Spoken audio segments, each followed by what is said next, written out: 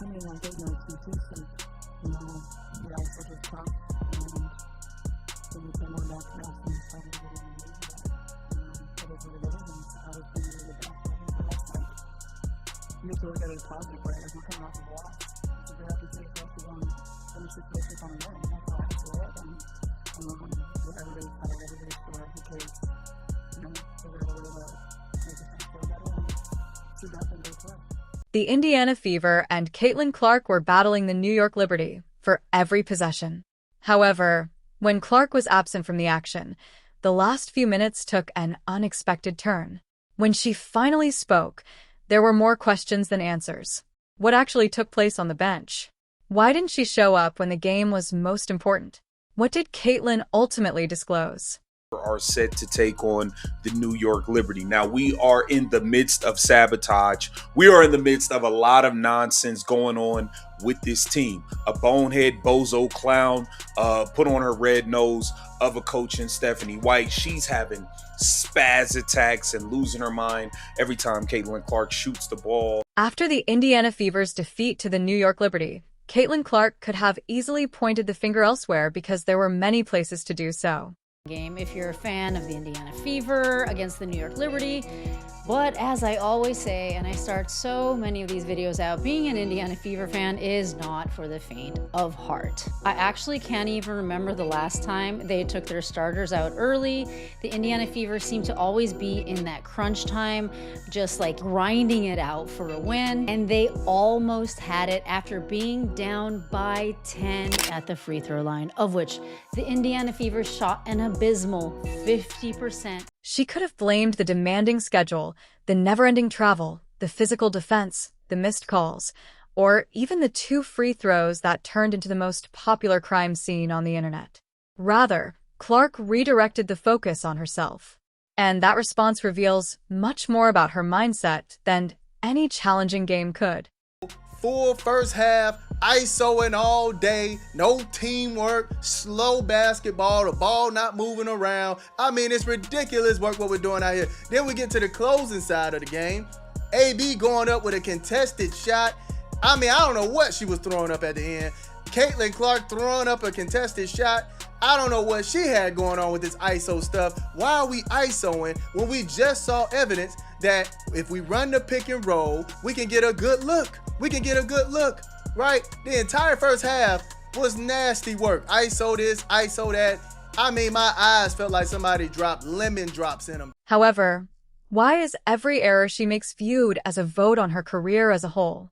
And how much pressure can a single player actually withstand before people acknowledge that she is being expected to bear an excessive amount of? This is exactly how I feel. Another game.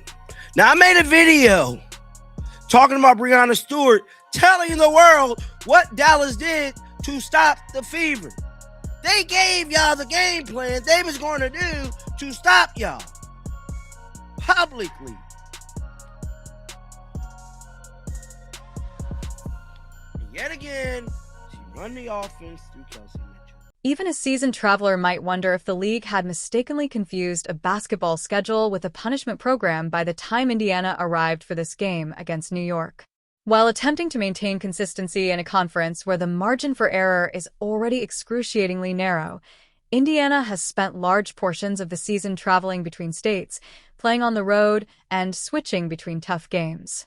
Caitlin Clark is still anticipated to appear robotic despite all of that movement, in addition to scoring, creating shots, controlling the offense, making the right read, avoiding turnovers, defending, absorbing contact, staying healthy, making clutch plays, and seemingly never missing a free throw because social media goes off like a fire alarm whenever she does. That is the peculiar reality that surrounds Clark at the moment. Because of the significant impact, there are high expectations. However, these expectations have also produced a strange standard whereby a typical terrible night might turn into proof that she is overrated, self-centered, unreliable, or somehow to blame for all of Indiana's issues. When your name is Caitlin Clark, a single missed shot can make headlines and be interpreted as explaining an entire basketball game. One turnover turns into a discussion on how decisions are made. Before the players have even had time to leave the arena, 2 missed free throws can spark a thorough inquiry on social media, and one challenging possession can serve as proof that something is allegedly incorrect. That is the peculiar reality that Clark still has to deal with, since the expectations placed on her have become so high that a typical off night might feel like a national test of her abilities. Going on with Stephanie White, but she's lost her damn mind. You got a big man in Aaliyah Boston who refuses to pass the ball to the best player in the league in Caitlin Clark. She refuses to do a dribble handoff. She never hands it off. She always wants to fake it and then go one-on-one. You also have a big in Aaliyah Boston who doesn't set real screens. I mean, it's a bunch of sabotage going on. Let's be clear here. The Indiana Fever are an absolute joke right now, mainly because the coach and the big man, and this ain't even a Kelsey thing. Like, at the end of the day, we know Kelsey's just going to shoot. She's just going to score. Caitlin and Kelsey have been fine as a backcourt. They've been the ones carrying this team for the most part. It's almost like Aaliyah Boston started to feel left out. Shout out. Another instance of severe pressure was the defeat to the New York Liberty. One of the best teams in the league was up against Indiana. As the clock approached the final minutes, each possession became more crucial in this tough game.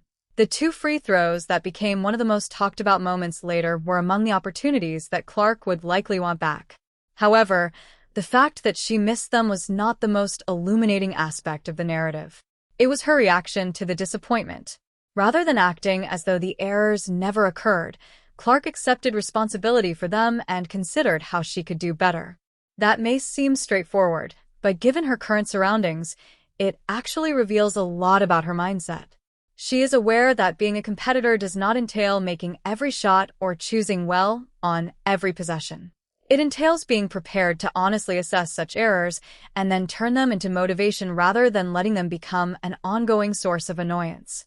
Clark is functioning under a level of scrutiny that very few players have encountered this early in their careers, so that mindset is crucial.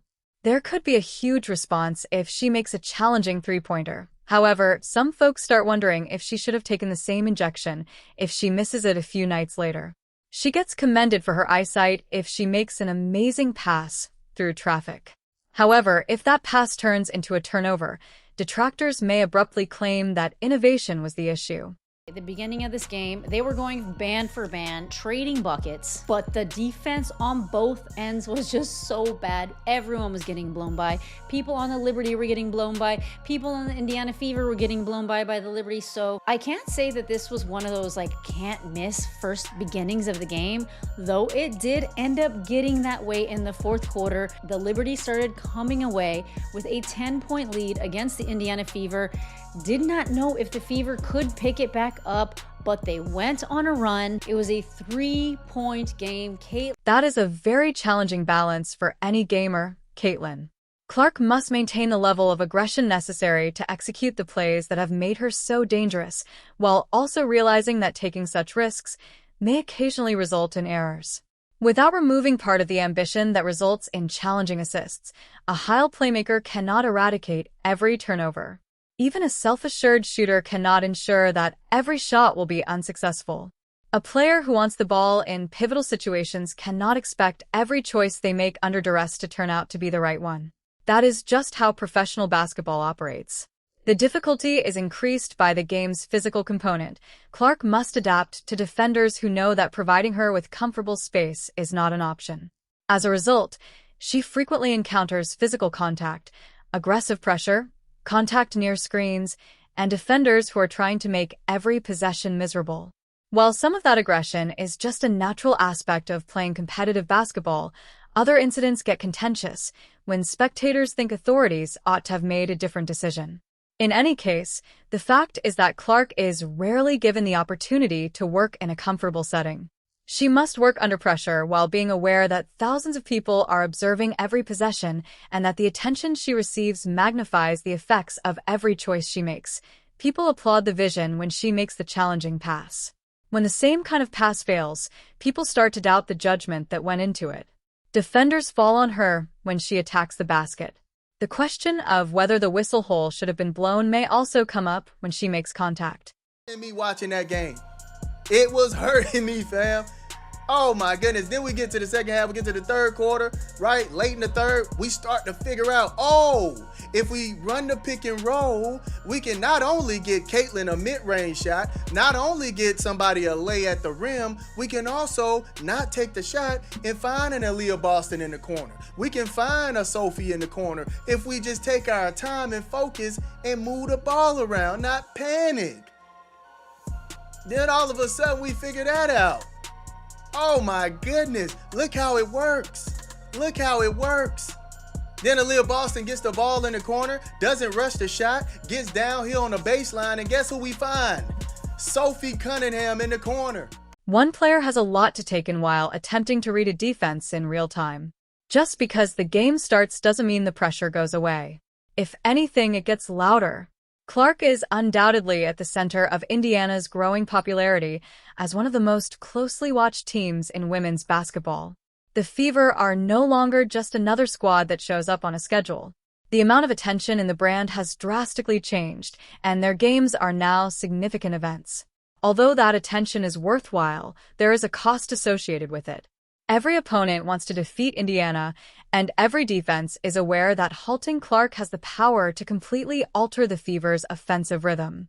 Supporters anticipate highlights, critics wait for errors, fans anticipate spectacular performances, and social media is always ready to transform the next event into a controversy. Clark must execute amid all of that commotion. Indiana has been juggling a rigorous schedule that calls for the squad to travel between states, switch up their surroundings frequently, get ready for new opponents, and bounce back fast before repeating the process. The physical difficulties of a squad transitioning from one road assignment to another do not go away just because the next game is on the schedule. Not every error is justified by that context, and it shouldn't be. In any case, Clark doesn't seem to want an excuse.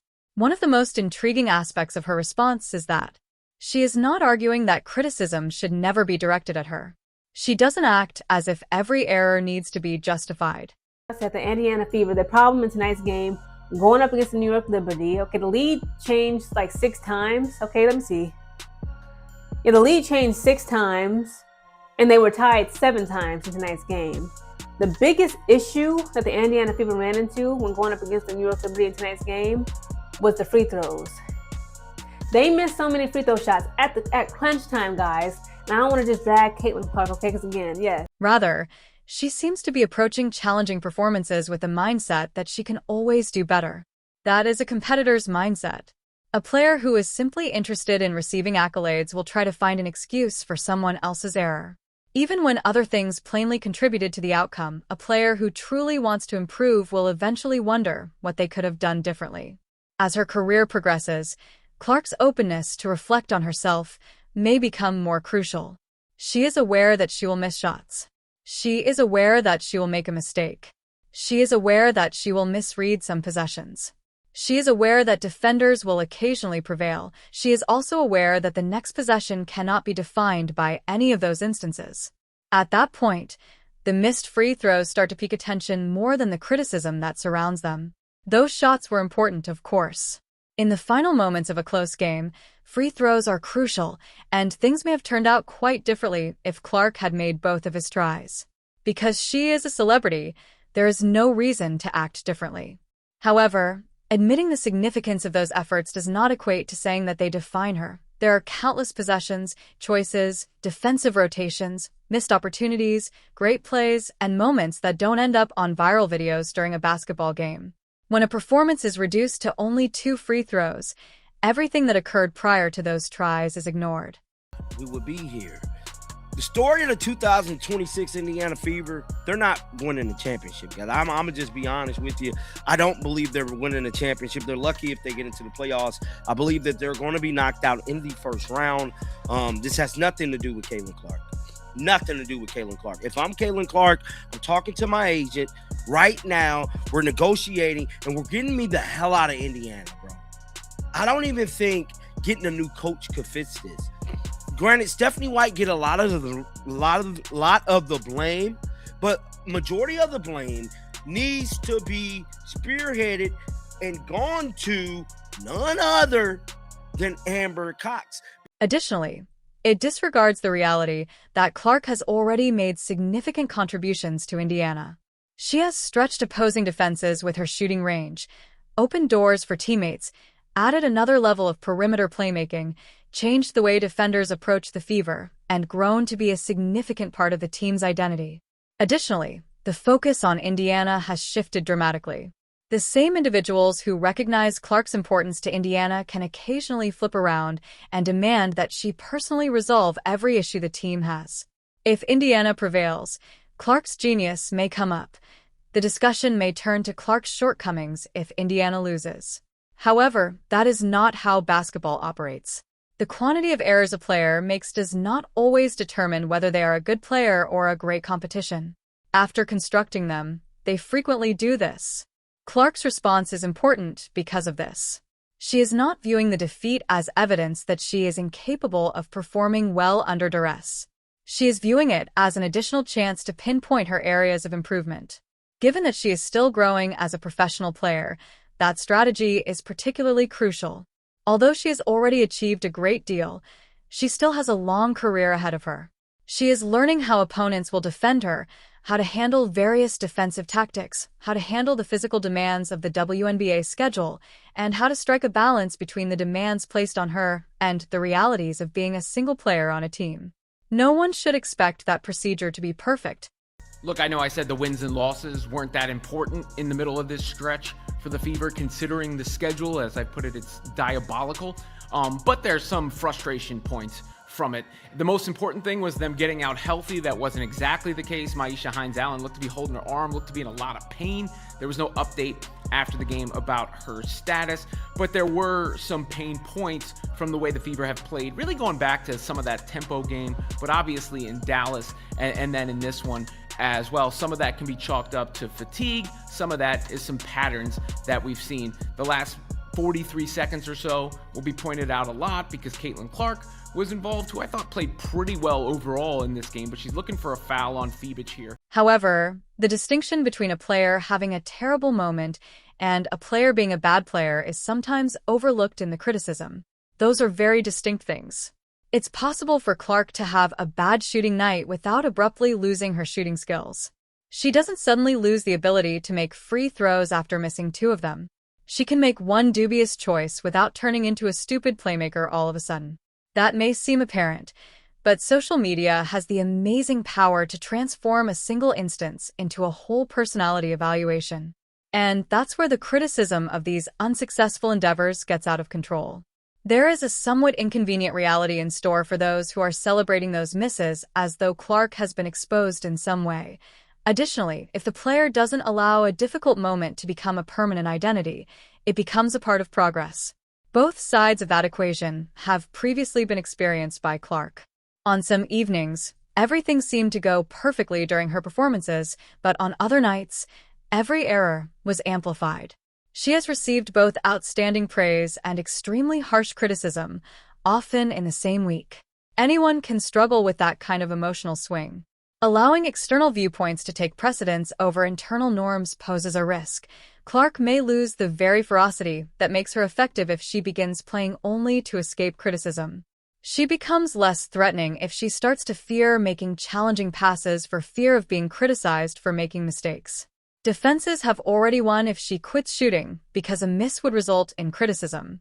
She put up 21 points. She only had 2 turnovers. And I say only, okay? Because it could be, we already know she can be somewhat of a turnover Tammy, so to speak, if you will, rather. And in tonight's game, I believe 2 turnovers, that's fair, okay? She still managed to put up 21 points, okay? And she also had 4 rebounds. But she was 1 of 4 from the free throw line. She was 9 of 18 from the field, as well as 2 of 6 from the three-point line. She was 25% from the three-point line, from shooting, from the 3. Okay, but again, they had Aaliyah Boston to pick it up. Kelsey Mitchell was a one-woman army all on her own, like she usually is every game. She seems to be taking the better course of action. Recognize the error, give in, grow from it, and continue to compete. For this reason, the narrative shouldn't conclude with 2 missed free throws. Although they are a part of the narrative, those attempts do not tell the whole story. The greater narrative revolves around a player who has high expectations while playing a more rigorous schedule, enduring physical strain from opponents, handling intensive scrutiny, and still making the decision to hold herself accountable when things do not go as planned. Her remark is noteworthy because of this.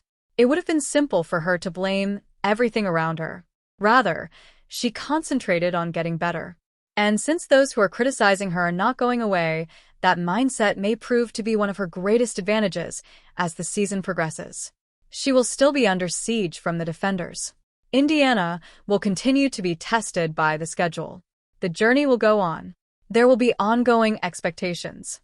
The cameras will keep recording every error. Additionally, social media will keep acting as if a legislative hearing is necessary for each missed opportunity. However, Clark will continue to get the chance to respond to all of the important questions. One defeat to New York does not define the Fever on the court, and 2 missed free throws do not define Clark either. Indiana has already attained a position that demonstrates the team's growth, and Clark has been instrumental in helping them get there.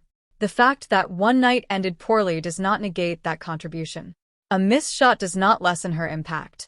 She committed a mistake, but that doesn't make her less competitive. And just because one game didn't go as planned doesn't mean that her future is any less bright.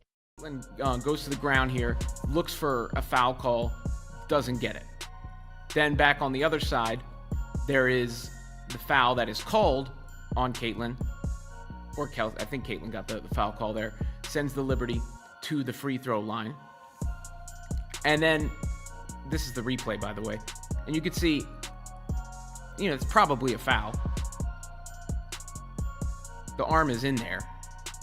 Probably should have gotten the call, but sometimes you don't get those calls at the end of the game. The problem is, it feels like Caitlin Clark never gets those calls. So you see where the frustration comes from a little bit right there. Caitlin goes to the free throw line and misses 2 foul shots. She has not shot free throws.